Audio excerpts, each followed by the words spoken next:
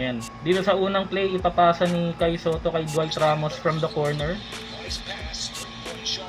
Pasok, 3 points. Tapos dito naman sa susunod na play, pasa kay Kai Soto, Brownlee connection, pasok din.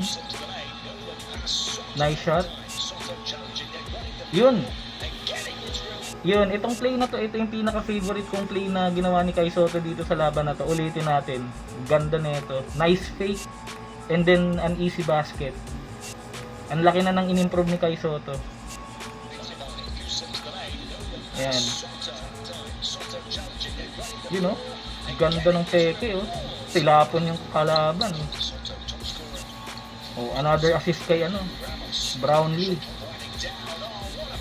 Yun, doon naman sa huling sequence na yun, ang ganda ng pasa ni Dwight Ramos, pero at the same time, ang ganda rin nung position ni Kai. That's a very good movement without the ball.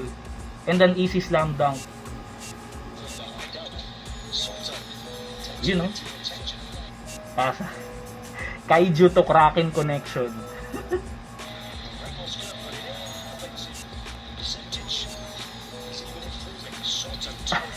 Ang ganda. Ang taas talaga ng basketball IQ ni Kai. Kung tutusin, si dalawang player yung possible na makasalo nung bola dun sa sequence na yun, pero si Chris Newsom yung nakascore. You know, palpal, solid block.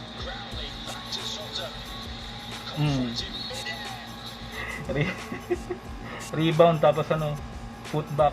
Now, itong huling sequence na nakita natin, gusto ko ring i-highlight yung laki ng improvement ni Kai Soto in terms of his physical strength. Kitang-kita natin dito sa play na to na kayang-kaya niya nang makipagbanggaan from the post para makalapit dun sa basket for a higher percentage shot, okay?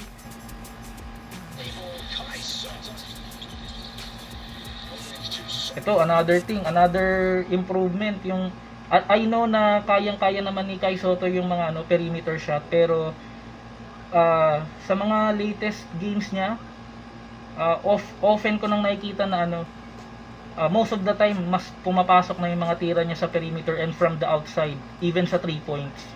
So ang galing. Yun, easy dunk. Nice defense and block. Ayun guys. Gusto ko pang makakita ng mas maraming laro from Kai Soto na talagang siya yung bumuhat para manalo yung team.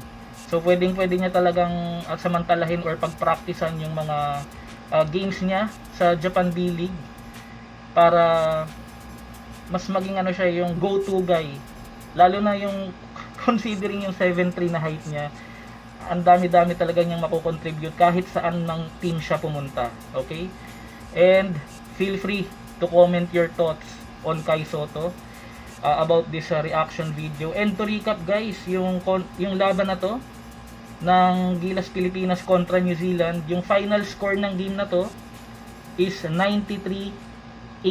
Lamang ng 4 yung Gilas Pilipinas kontra New Zealand. And sa FIBA Asia 2025 qualifiers, na-sweep natin yung standing natin at 4 wins and 0 losses. Okay?